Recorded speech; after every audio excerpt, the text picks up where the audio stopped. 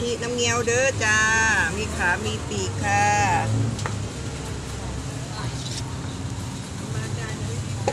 อยากได้มาอย่างจ้าทั้งขาทั้งปีกเลยจ้าเอายั่วๆจ้า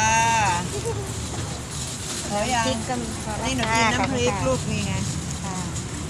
มีหมูสับมีถั่วเขียวถั่วลิสงคั่วจ้า น่ากินมากเลยค่ะ นี่ผักนี่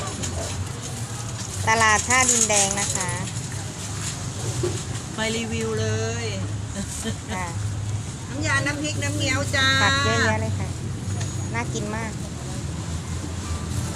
เย็น กล้วยนกมีไหม ไหนสุดหน้ารอเลยเพื่อนรอเนี่ย บอดอก รอเกินแก